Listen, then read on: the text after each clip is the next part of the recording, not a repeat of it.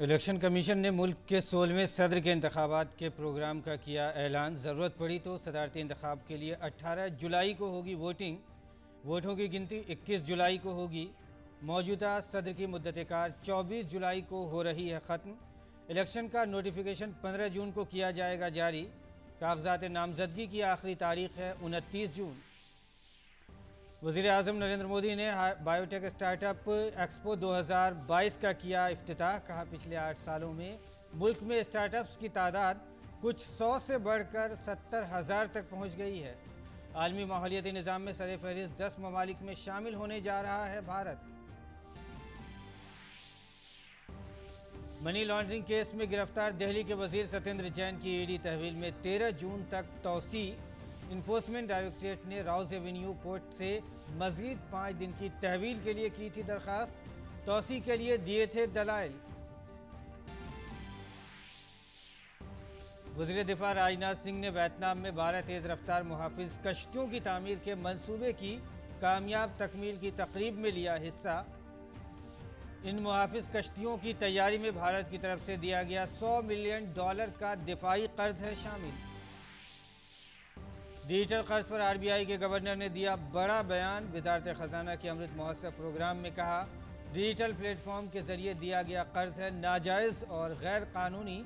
RBI जल्द इस सिलसिले में लाएगा नया ज़ाब्ता। कौमी तहकीकाती एजेंसी ने ISIS के लिए प्रोपगेंडा और फंड इकट्ठा करने के सिलसिले में तमिलनाडु, कराईकल, माइलाडू, थोराई और चेन्नई में कई मकामात पर मारे छापे।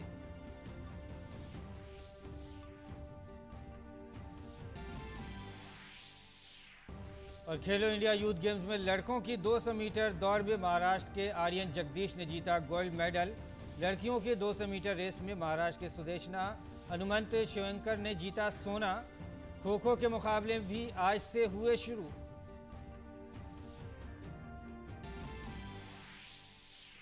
और कप्तान KL राहुल और कुलदीप यादव जनूबी अफ्रीका के खिलाफ T20 सीरीज से बाहर। ऋषभ पंत को मिली टीम की कमान। हार्दिक पांड्या है नायब कप्तान। आज दिल्ली में खेला जाएगा पहला मैच।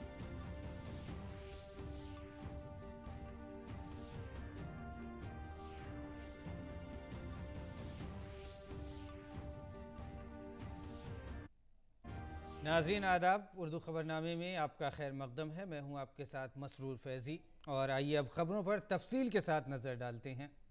इलेक्शन कमीशन ने मुल्क के 16वें सदर के इंतखाबात के लिए प्रोग्रामों का ऐलान कर दिया है। ज़रूरत पड़ने पर पोलिंग 18 जुलाई को होगी, जबकि वोटों की गिनती 21 जुलाई को होगी। Chief election commissioner Rajiv Kumar ने कहा है कि लोकसभा, राज्यसभा और रियासती असम्बलियों के नामजद अरकान को छोड़कर मेंबरान पार्लियामेंट और MLA सदर के इंतखाब में वोट डाल सकेंगे। Last date for withdrawal of candidature would be Saturday, that is 2nd of July 2022, and date on which a poll shall, if necessary, be taken is 18th of July 2022. That happens to be Monday. Thereafter, we collect all the ballot boxes and bring it back to Delhi. And date on which counting, if required, shall be taken and result declared, that would be 21/7/2022. Well in advance, then the 24th of July, the last date of the Honorable President being in the office. और नाज़रीन, आइए आपको बताते हैं कि इंतखाबी commission के ऐलान की क्या क्या ख़ास बातें हैं। सदारती इंतखाबात का जैसा कि आपको मालूम है कि शेड्यूल का ऐलान कर दिया गया है। भारत के 16वें सदर के इंतखाब की तारीख़ों का ऐलान कर दिया गया है। और इस शेड्यूल में मौजूदा सदर की मुद्दत-ए-कार जो है 24 जुलाई को ख़त्म हो रही है। उसी के मुताबिक शेड्यूल जारी किया गया है। सदारती इंतखाब 18 जुलाई को होगा। कागजात नामजदगी दाखिल करने की आखिरी तारीख 29 जून मुतय्यन की गई है। और कागजात नामजदगी वापस लेने की आखिरी तारीख 2 जुलाई मुकर्रर की गई है। वोटों की गिनती 21 जुलाई को होगी। इलेक्शन कमीशन इलेक्टोरल कॉलेज करेगा सदर का इंतखाब। इलेक्टोरल कॉलेज और इलेक्शन कमीशन सदर का इंतखाब करेगा। लोकसभा, राज्यसभा, कानून साज असम्बलियों के अरकान भी इसमें शिरकत करेंगे। नामजद MP और MLA इंतखाबात में नहीं ले सकेंगे हिस्सा। सदारती इंतखाब में मुल्क भर से 776 MP और 4033 MLA हिस्सा लेंगे। कुल 4809 MP और MLA इलेक्टोरल कॉलेज का हिस्सा होंगे। पार्लियामेंट हाउस और रियासती असम्बलियों में वोट डाले जाएंगे। अरकान पार्लियामेंट के वोट 5,43,200 और रियासतों के वोट 5,43,231 हैं। राज्यसभा के सेक्रेटरी जनरल होंगे सदारती इंतखाबात के रिटर्निंग ऑफिसर। सीक्रेट बैलेट से भी सदारती इंतखाबात ये होंगे। सीक्रेट बैलेट का भी इस्तेमाल किया जाएगा। सदारती इंतखाबात के लिए पार्टियां अपने अराकीन को व्हिप जारी नहीं कर सकती हैं और सदारती इंतखाबात के लिए कोविड प्रोटोकॉल पर पूरी तरह से अमल किया जाएगा। वो नाफिज रहेगा और उस पर अमल पूरी तरह से होगा। वोटों की गिनती नई दिल्ली में होगी।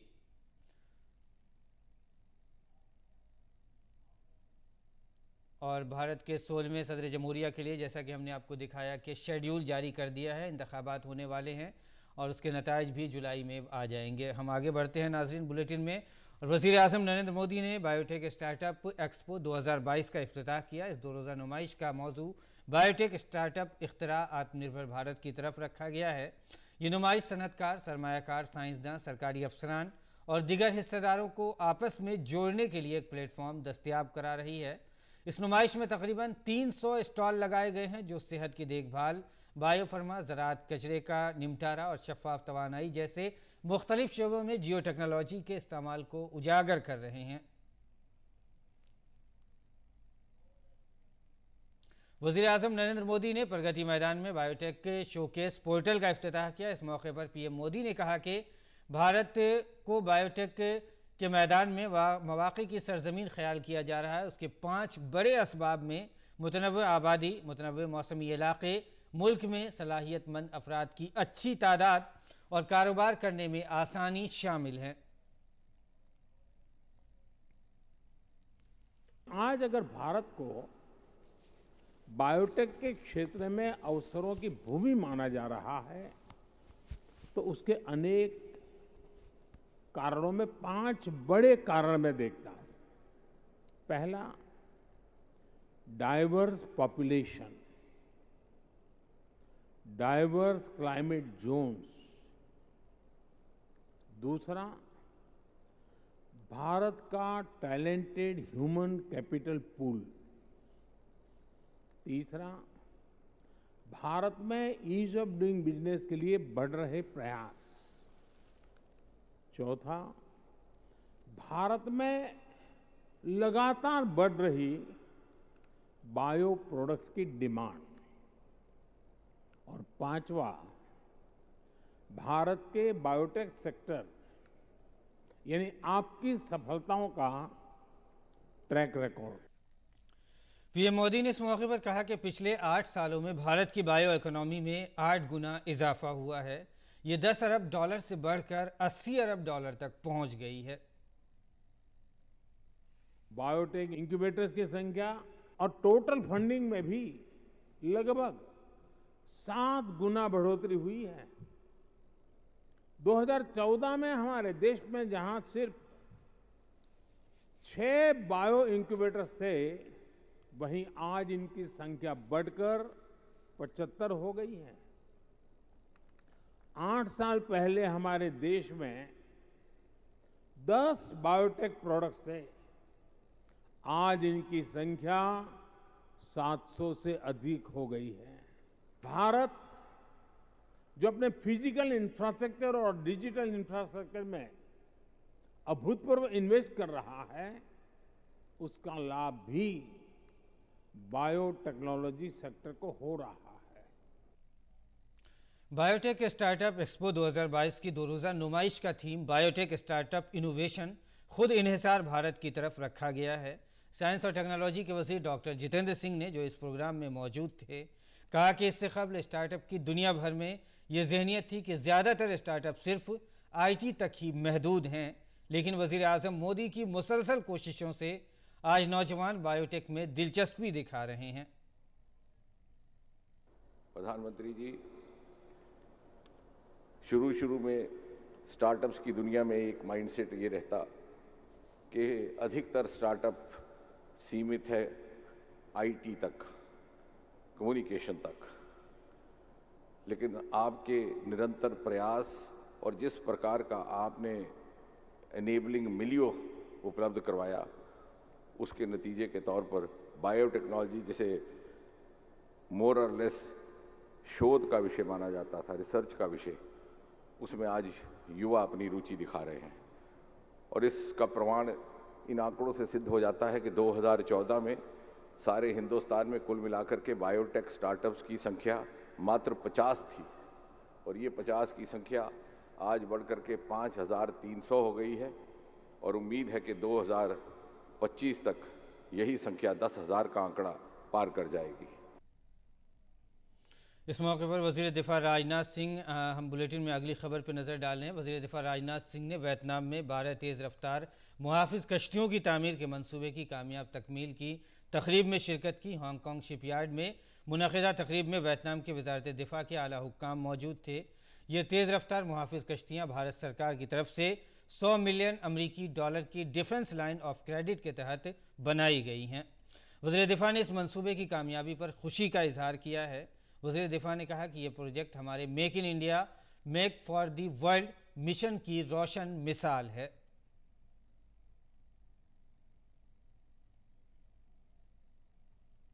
और बुलेटिन में नाज़रीन बढ़ते हैं अगली खबर की तरफ। National investigation commission agency NIA ने दहशत गर्दी से मुतालिक एक मामले की तहकीकात के तहत आज तमिलनाडु के मुख्तलिफ मकामात पर छापेमारी की।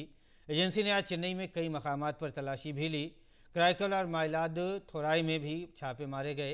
ये केस ISIS के लिए प्रोपगंडा और फंड रेजिंग से मुतालिक हैं। इस केस का असल मुलजिम पहले ही जेल में है। इस तफ्तीश को आगे बढ़ाने के लिए ये तलाशी ली गई। और मनी लॉन्ड्रिंग केस में गिरफ्तार दिल्ली के वजीर सत्येंद्र जैन की ED की तहवील में 5 दिन की तौसीह कर दी गई है। इन्फोर्समेंट डायरेक्टरेट ने उनकी 9 दिन की हिरासत खत्म होने के बाद आज जैन को दिल्ली के रॉज एवेन्यू कोर्ट में पेश किया। ED ने अदालत से दरख्वास्त की कि जांच को आगे बढ़ाने के लिए सत्येंद्र जैन को मजीद 5 दिन के लिए रिमांड में दिया जाए। ताहम जैन के वकील ने इसकी मुखालफत की। अदालत ने जैन की तहवील में 13 जून तक तौसीह कर दी है। रांची के मेन रोड पर वाक़ चर्च कॉम्प्लेक्स के तीसरे हिस्से पर CA NK केजरीवाल के दफ्तर पर महकमा इनकम टैक्स लगातार कार्रवाई कर रहा है। महकमे के अहलकार कागजात की मुसलसल जांच कर रहे हैं। इस दौरान HDFC बैंक के अहलकार को भी ताउन करने के मामले में दफ्तर बुलाया गया है। इसके अलावा राजधानी के दिगर मकामात पर भी महकमा इनकम टैक्स की तरफ से छापे मारे जा रहे हैं।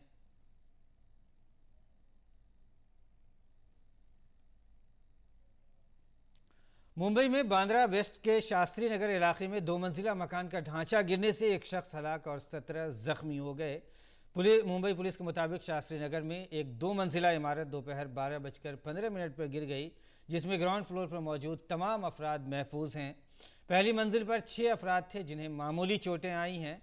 वहीं दूसरी मंजिल पर 17 अफराद थे जिनमें 16 अफराद जख्मी हैं जिनका इलाज जारी है, जबकि एक शख्स की मौत हो चुकी है।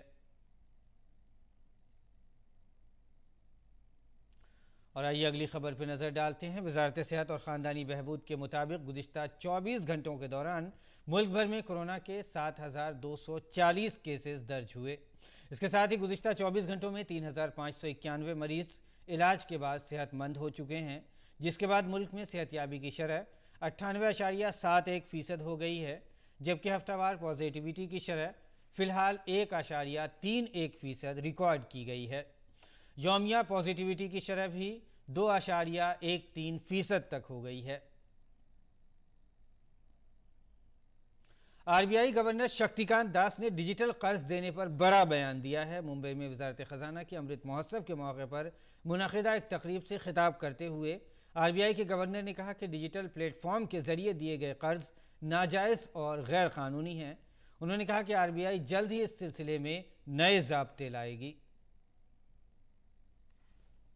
The last 3 years we have taken measures like we have issued guidelines for governance in banks, both public and private sector. We have completely reworked, and we have a new framework for NBFCs, we have a new regulatory framework for the MFIs, and we are now working on a new framework for the urban cooperative banks.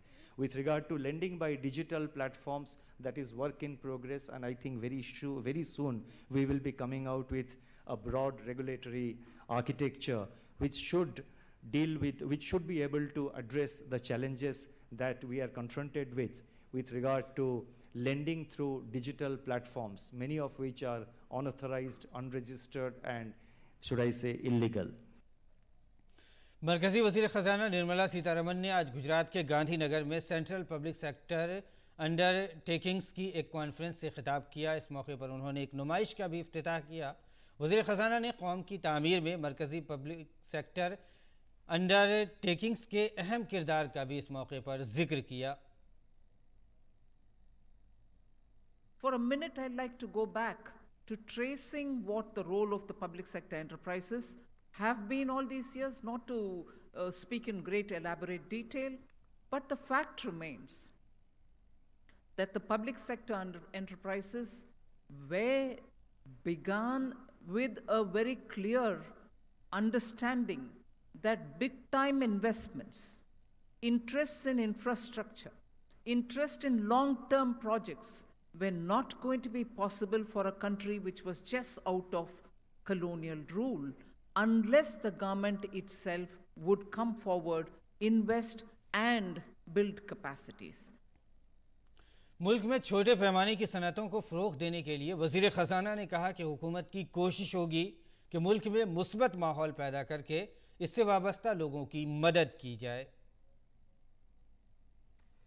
Small scale industries and enterprises are also seeing the opportunities before them, and in a free India, unlike the colonial era, they had all the opportunities to access the facilities, the endowments that this country could offer, and therefore they could grow on their own.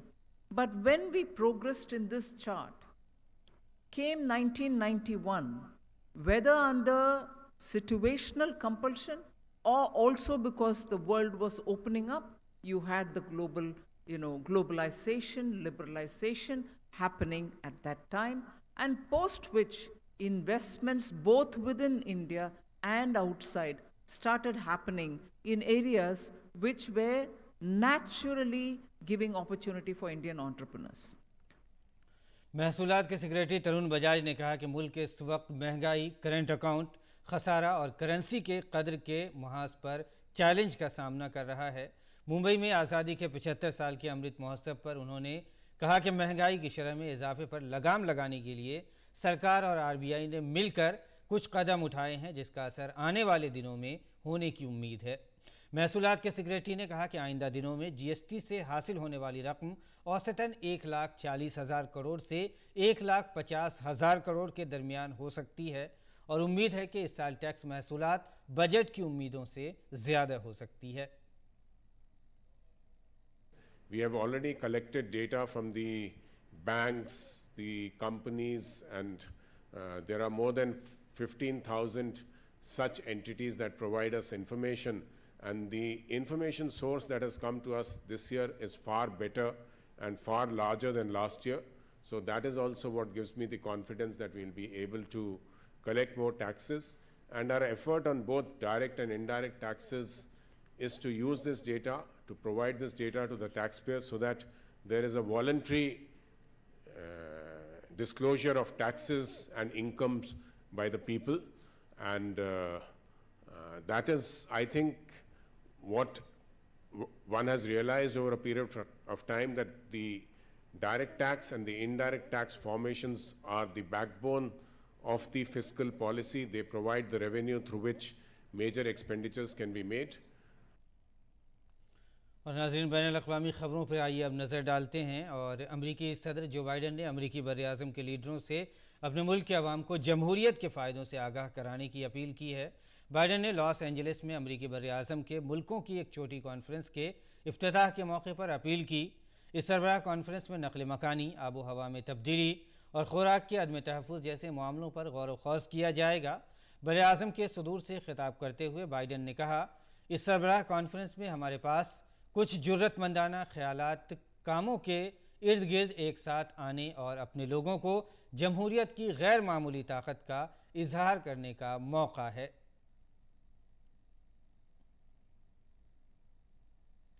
Ukraine के सदर Vladimir Zelensky ने Donbas इलाके के सबसे बड़े शहरों में से एक के सवार डोनेस्टिक पर दोबारा कब्जे में लेने के लिए अज़्म का इजहार किया। एक वीडियो पैगाम में उन्होंने दावा किया है कि यूक्रेन की अफवाज इस खित्ते में रूसी फौजियों को बड़ा नुकसान पहुंचा रही है। यूक्रेनी सदर ने डोनबास में जारी लड़ाई को शदीद और इंतहाई मुश्किल करार दिया। उन्होंने ये भी कहा कि इस इलाके की लड़ाई जंग के नताइज का फैसला कर सकती है। यूरोपीय पार्लियामेंट ने 2035 से नई पेट्रोल और डीजल कारों की फरोख्त पर यूरोपीय यूनियन की मुअस्सिर पाबंदी के हक में वोट दिया है। ये इक़दाम यूरोपीय यूनियन की मौसमियाती तब्दीली की पॉलिसियों का हिस्सा है ताकि अगली दहाई में यूरोप के कार्बन के अखराज को कम किया जा सके। अरकान पार्लियामेंट ने पिछले साल यूरोपीय कमीशन की तरफ से 2035 तक नई कारों से CO2 के अखराज में 100% कमी की ज़रूरत की तजवीज़ की हिमायत की थी, जिससे इस तारीख से यूरोपीय यूनियन में हयातियाती ईंधन से चलने वाली गाड़ियाँ फ़रोख्त करना नामुमकिन हो जाएगा। ये कानून अभी हतमी नहीं है, ताहम यूरोपीय पार्लियामेंट के ग्रीन सिग्नल ने रुकन ममालिक के साथ इस पर मज़ीद बातचीत की राह हमवार कर दी है। 2035 से पेट्रोल और डीजल की कारों की फरोख्त पर रोक की तजवीज़ को यूरोपीय यूनियन ने पास कर दिया है। यूरोपीय पार्लियामेंट ने इस तजवीज़ को उसूली तौर पर इसको मंजूरी दे दी है। और हम आगे बढ़ते हैं। आलमी सेहत तंजीम ने कहा है कि 29 मुल्कों से WHO को अब मंकी पॉक्स के 1000 से ज़्यादा मामले सामने आए हैं। अब तक इन मुल्कों में किसी की मौत नहीं हुई है। ये बीमारी 9 अफ्रीकी मुल्कों में मकामी है, लेकिन पिछले एक महीने में कई दीगर मुल्कों में इसके फैलने की इत्तला मिली, जिनमें से ज़्यादातर यूरोप में है। आलमी सेहत तंजीम आने वाले दिनों में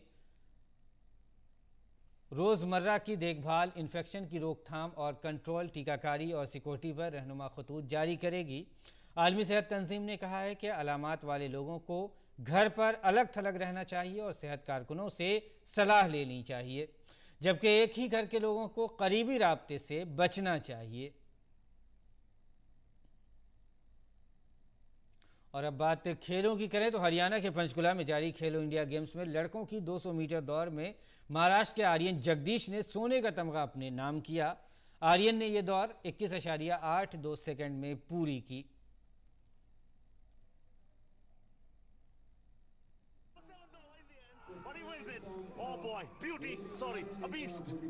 Absolute beast, and what a performance. He has won that by a margin, a comfortable margin, and वहीं लड़कियों की 200 मीटर दौड़ में महाराष्ट्र की स्वदेशना हनुमंत शिवांकर ने जीत हासिल की।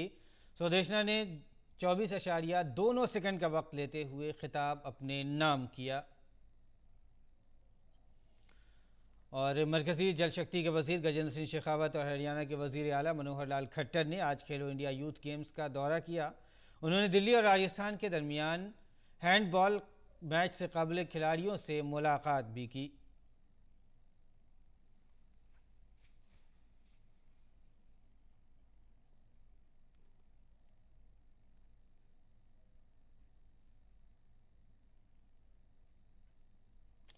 खेलो इंडिया यूथ गेम्स के चौथे एडिशन में नौजवान खिलाड़ियों का शानदार मुजाहिरा जारी है। मुकाबले के 5वें दिन मुख्तलिफ खेलों में हिस्सा लेने वाले खिलाड़ियों के दरमियान सख्त मुकाबला देखने को मिला, जिसमें हरियाणा के खिलाड़ियों ने बाजी मारते हुए पहले पायदान पर अपनी जगह बना ली। कल जारी की गई पॉइंट्स टेबल में हरियाणा 30 सोने के तमगे समेत 87 तमगों के साथ पहले मकाम पर रहा। वहीं 26 सोने के तमगे समेत 73 तमगों के साथ महाराष्ट्र के खिलाड़ी दूसरे मकाम पर रहे। मणिपुर तीसरे नंबर पर है, जिसने अब तक 12 सोने के तमगे जीतने में कामयाबी हासिल की है।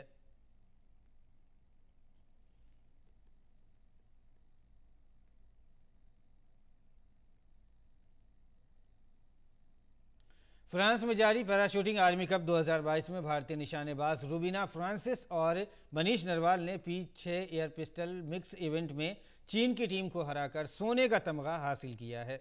कल खेले गए खिताबी मुकाबले में भारतीय जोड़ी ने यंग चाउ और मनली की चेन की जोड़ी को 17-11 से हराकर खिताब अपने नाम किया। इससे पहले नरवाल और रूबीना ने 565 के आलमी रिकॉर्ड क्वालिफाइंग स्कोर के साथ फाइनल में जगह बनाने में कामयाबी हासिल की थी।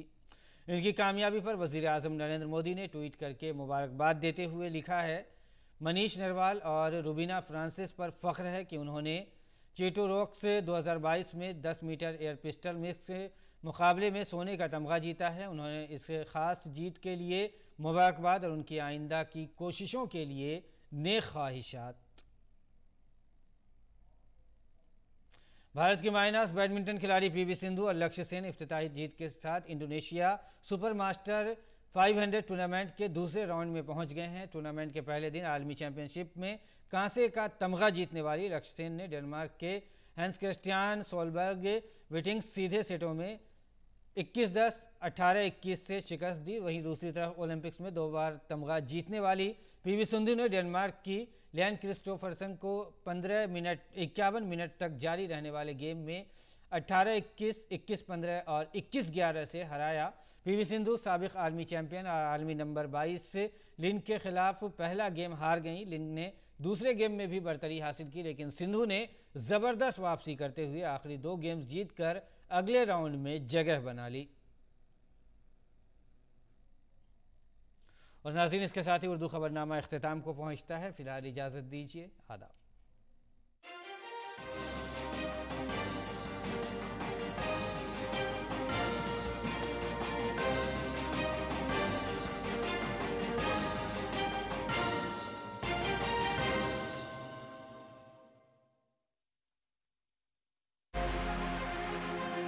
हमारे इस खास प्रोग्राम में आज बात इंडियाज़ नेबरहुड फर्स्ट पॉलिसी और most favoured nation Nepal.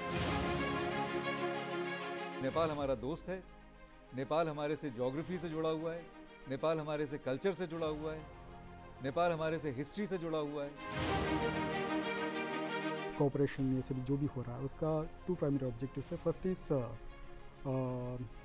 Political stability, second is prosperity. दुनिया मेरे आगे जुमेरात रात